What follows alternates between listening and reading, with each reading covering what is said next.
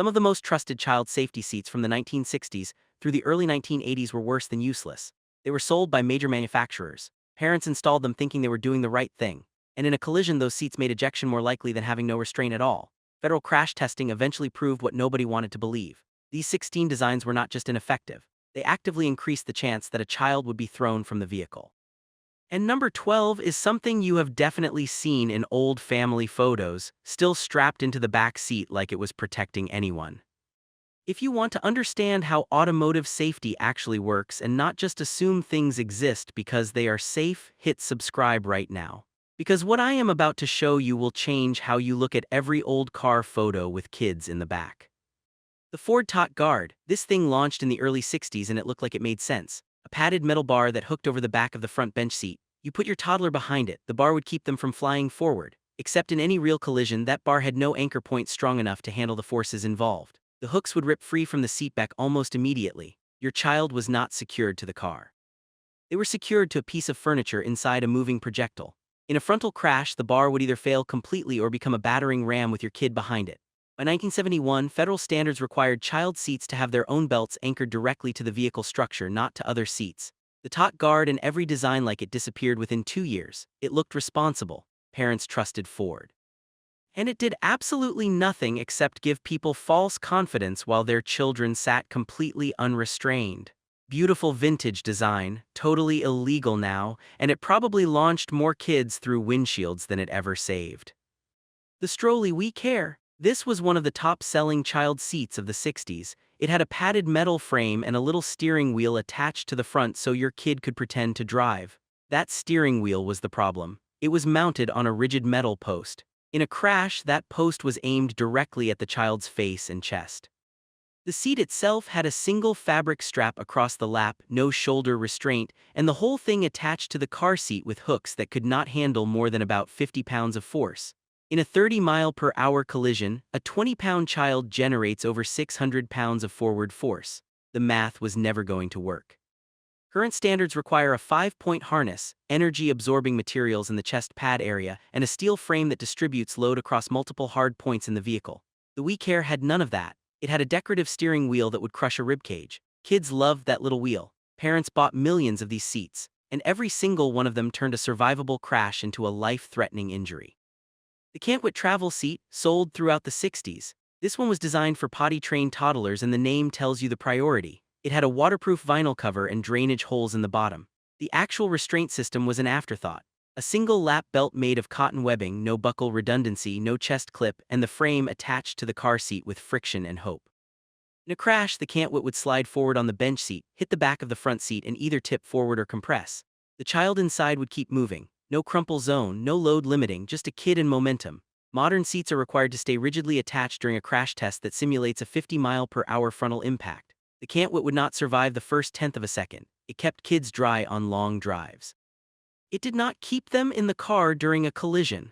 And the number of kids ejected from these things during otherwise minor accidents was bad enough that lawsuit settlements started piling up before the regulations even passed.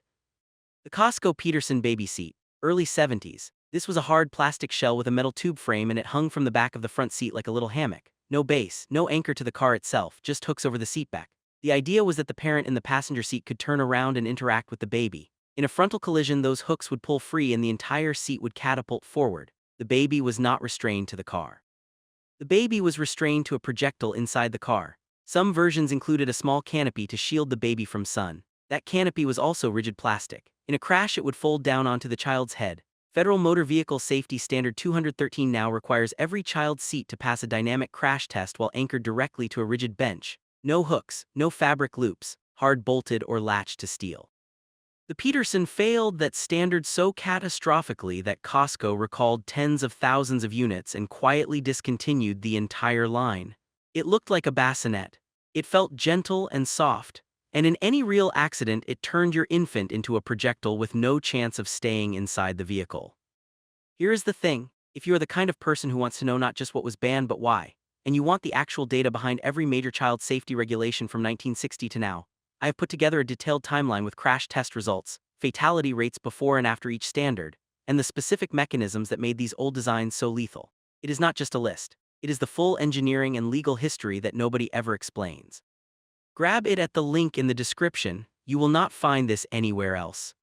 The Sears Winnie the Pooh Booster, late 70s. This was a foam pad with a fabric cover and a little back support. No harness, no belt. The idea was you put it on the car seat, you put your kid on top, and you used the car's lap belt across both the booster and the child. Except the foam would compress under load, the booster would slide forward, and the lap belt would ride up across the child's abdomen. In a crash, that belt would cause internal injuries while doing nothing to prevent ejection. The booster itself had no structure. It was decorative. Modern booster seats are required to position the vehicle belt across the strongest parts of a child's skeletal system, the shoulder and the hips, and they must do so without allowing the belt to shift during impact. The Winnie the Pooh booster was foam and character licensing. It did not position anything. It just made parents feel like they had done something. Cute design. Kids loved sitting higher so they could see out the window. And that soft foam padding made ejection almost guaranteed because there was no structure to keep the child coupled to the vehicle during a crash. The Quester Astrosat, early 70s. This thing looked like a space-age pod, molded plastic, bright colors, and a clear plastic bubble over the top. It was supposed to protect your child by enclosing them. The problem was that bubble was not attached in a way that could handle crash forces. It would shear off and the base had no proper anchoring system. It used a single tether strap that looped around the car seat and buckled with a plastic clasp. Plastic. In a crash, that clasp would fail and the entire Astrosat would tip, slide, or roll. The bubble that was supposed to protect your child would either fly off or trap them inside a tumbling plastic shell. Current standards require multi-point tethering with metal hardware and pull tests that simulate forces far beyond normal crash loads. The Astrosat had a single plastic buckle and a strap you could rip apart with your hands. It looked futuristic. It got written up in magazines as innovative design, and it absolutely failed every crash test once federal standards came into effect. Kids were found outside the vehicle still strapped inside these things after rollovers. That is how bad the anchoring was. The Collier crib seat. This was sold as a convertible, a crib for the nursery that could be taken apart and installed in the car. Mid-60s design, the frame was wood, actual wood, with a thin padded liner and a fabric safety strap. Wood does not absorb impact energy, it splinters. In a crash, that frame would come apart and the child would go through it or be impaled by it. The attachment system was 4 metal hooks that slipped over the back of the car seat. No secondary retention. No redundancy, just 4 hooks holding a wooden box with a baby inside. Modern seats use energy-absorbing foam, breakaway stitching that releases at safe loads, and impact plastic that deforms in a controlled way. The Collier used wood because it looked like furniture, because it was furniture. It was never designed for crash forces. It was designed to match the nursery. Parents loved the convenience. You did not need 2 separate products. And every single crash test after regulations passed showed the same thing: catastrophic failure. The wood frame would disintegrate and the baby would be ejected with pieces of shattered wood still attached to the harness. The GM Love Seat. Yes, General Motors sold a child seat, late 60s. It was a padded bench that sat on top of the regular car seat and it had a metal lap bar that swung down like an amusement park ride. No belts, just a padded bar across the lap. The problem is that bar was hinged at the sides and held closed with a simple latch. In a frontal crash, the child's body would load that bar, the latch would release, and the bar would swing up. The child would slide under it and forward into the footwell or under the front seat. This is called submarining, and it is exactly as bad as it sounds. Modern 5-point harnesses prevent submarining by holding the pelvis down with a crotch strap. The Love Seat had no crotch strap. It had a bar that opened under load. GM marketed this thing in dealerships. It had the GM logo stamped into the vinyl. And it failed so badly in early federal crash tests that GM pulled it from the market and never mentioned it again. Comfortable, looked safe, integrated with the car, and it let kids slide right out from under the only thing supposedly holding them in place. The Teddy Tot Carrier, early 60s. This was a fabric sling with a metal frame that hooked over the front passenger seat back so the baby faced the rear. The idea was that rear facing was safer, which is actually true. But the Teddy Tot had no structural integrity. The metal frame was thin gauge tubing, the fabric was cotton duck, and the hooks were stamped steel with no safety latch. In a crash, the hooks would pull free, the frame would collapse, and the fabric would fold in on itself with the baby inside. The whole thing would then be thrown forward into the back of the front seat or into the footwell. Rear-facing infant seats today are required to have a rigid shell, a base that locks into the vehicle seat or latch system, and they must protect the infant's head and spine in a crash test at highway speeds. The Teddy Tot was a fabric bag. It had the right idea about rear-facing. It had no idea how to actually protect a child in a collision. Parents trusted it because it looked like a baby carrier. It was not, it was a hammock with hooks, and those hooks failed every single time. The Bunny Bear Auto Bed. This thing was an actual padded mattress for infants, late 60s. You laid your baby down on it, buckled a single strap across their chest, and set the whole thing on the back seat. No sides, no structure, just a padded rectangle with a strap. In a crash or even a hard stop, the baby and the mattress would both slide or tip. The strap was decorative. It was not anchored to the car, it was anchored to the mattress. So the strap held the baby to the mattress while both of them flew around the interior or went out the window. Modern infant restraints are required to have side impact protection, a 5-point harness anchored to the seat frame, and the seat frame itself must be anchored to the vehicle. The Bunny Bear had none of that. It had a strap holding a baby to a pillow. It was marketed as letting your baby sleep comfortably on long trips. It did that. It also made ejection almost certain in any collision because there was no coupling between the baby and the vehicle. Just a soft pad and a single strap holding a child to something that was not attached to anything.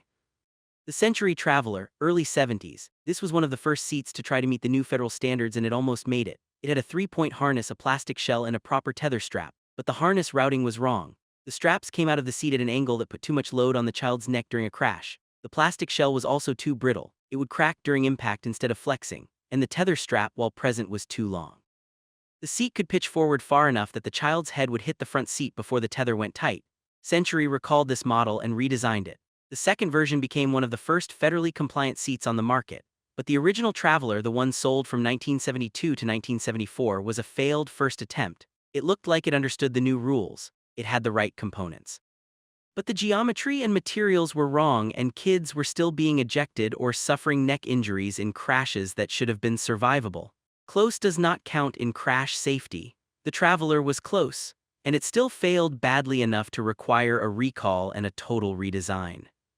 The Peterson Safe T seat. This one is infamous, late 70s. It had a plastic tray table in front of the child like a high chair. That tray was rigid plastic and it was directly in line with the child's face and chest. In a crash, the child would load into that tray at full force, facial fractures, crushed sternums, internal bleeding. The tray was not designed to absorb energy. It was designed to hold snacks. Federal standards now explicitly prohibit any rigid structure in the impact zone in front of a restrained child unless that structure is designed to deform safely. The Safe T seat had a snack tray that did not deform. It just transferred all the crash energy directly into the child's body. Parents loved it because you could feed your kid in the car without stopping. It kept juice boxes and crackers handy, and in a crash it would shatter a child's face. The recall on this model included over 100,000 units, and Peterson went out of business not long after. The tray table child seat is now the textbook example of what not to do. Convenient, totally logical if you do not think about crash forces, and absolutely devastating in any real collision. The Callcraft High Rider, early 80s. This was a booster seat that sat on top of the regular car seat to give toddlers a better view. It had a small backrest and side wings, and it used the vehicle lap belt to hold both the seat and the child in place. The problem was the height. Sitting that high on a bench seat meant the lap belt angle was all wrong. In a crash, the belt would pull the seat forward and down while the child's body wanted to keep going up and forward. The result was the child would rotate over the top of the belt and either hit the front seat face first or go through the gap between the front seats. The High Rider also had no lower anchors. It just sat on the seat, so it could slide, tip, or rotate independently of the car. Modern booster seats sit low, have rigid lower connectors, and are designed to position the belt across the pelvis and shoulder, not the abdomen. The High Rider was tall, loose, and the belt routing made ejection likely. Kids loved sitting up high. They could see everything, and in a crash they would keep going up and forward until they hit something or went out the windshield. Great visibility, terrible crash performance, and it stayed on the market until side impact and belt positioning standards forced a redesign in the mid-80s. The Safety Baby Auto Swing. Yes, this existed. Late 60s. It was a fabric baby swing that hung from a bar that hooked over the back of the front seat. The baby would swing gently while the car moved. It was supposed to soothe them. In any collision, that swing would become a pendulum with a baby at the end of it. The bar would either stay hooked, in which case the baby would swing forward into the back of the front seat or the dashboard, or the bar would detach and the baby would be thrown while still strapped into the swing. There was no scenario where this worked. It was not a restraint. It was a hanging ornament with a baby inside. No modern safety standard would even know how to classify this thing. It was not a seat, it was not a carrier, it was a swing, inside a car. The idea that this was ever sold as a safety product is almost impossible to believe. But it was. Parents installed these, bobbies swung in them, and in a crash those bobbies were thrown with nothing securing them to the vehicle at all. Soothing, gentle, completely insane from a safety perspective. And it killed enough infants that it was pulled from the market before federal standards even had a chance to ban it officially. The Travel Ease Rocking Seat, early 70s. This had curved runners on the bottom so it would rock back and forth on the car seat. The idea was the same as the swing, keep the baby calm, but those curved runners meant the seat could not be anchored. It was designed to move. In a crash, it would tip, slide, and roll. The baby was strapped into a rocking chair that was loose inside a moving car. Modern seats are required to have a flat, stable base or a locking mechanism that prevents any motion relative to the vehicle seat. The travel ease was designed to rock. That was the feature. And that feature made it impossible to keep the seat or the child in place during a collision. It sold well because bobbies liked the rocking motion. Parents liked that bobbies stayed calm. And every crash involving one of these seats resulted in the seat tipping or sliding with the baby still inside. Rocking chairs belong in nurseries, not cars. And once crash testing started, this design failed immediately and was pulled within a year. Every one of these 16 seats was legal when it was sold. Most of them were popular. Parents bought them in good faith, installed them carefully, and believed their children were protected. They were not. These seats made ejection more likely, not less. Federal Motor Vehicle Safety Standard 213 did not exist until 1971, and it took years after that for manufacturers to figure out how to actually meet it. The seats that came before that standard were guesses. Some were well-intentioned failures. Some were just furniture with a strap, and all of them were quietly killing children until crash testing finally proved what should have been obvious. If a seat is not anchored to the car, the child is not anchored to the car. If the structure fails under load, the child goes with it. And if the design prioritizes convenience or comfort over crash forces, the crash forces will win every time. Next time you see an old photo of a kid in the back of a station wagon, sitting in one of these colorful vintage seats with the little steering wheel or the padded tray, remember what happened when those cars hit something. Those kids were not protected. They were just sitting in the car with a false sense of security. We know better now. The regulations are written in blood. And every modern car seat, with its complicated straps and rigid anchors and ugly plastic shell, exists because these 16 designs failed. Drop a comment and tell me which one of these you remember seeing or riding in, because chances are someone you know survived one of these seats, not because it worked, because they got lucky. Next time, I am covering the safety features that disappeared from modern cars in the last 10 years that nobody noticed were gone. Features you used every day until manufacturers quietly removed them. Some of them made cars worse, some of them made cars better, and you will not believe which ones are which. And that is the wild part about this whole story. We have this amazing safety infrastructure now, and most people take it completely for granted. They strap their kids in, they hear that click, and they assume it is working. But that confidence is built on decades of failure and tragedy. Every single regulation, every crash test standard, every material requirement, every anchor point, all of it exists because children died in cars that look safe but were not. The engineers who designed these modern seats studied the failures of the past. They looked at crash test footage from the 70s and 80s where these old designs just catastrophically fell apart, and they said never again. What is really important to understand is that back then, people were not being reckless. They were doing what everyone else was doing. They were buying what major manufacturers were selling. They were trusting brand names like Ford, General Motors, Costco, and Peterson. These were not sketchy aftermarket products. These were mainstream companies with distribution in major stores and dealerships. The fact that they failed so badly actually changed how we regulate automotive safety across the board.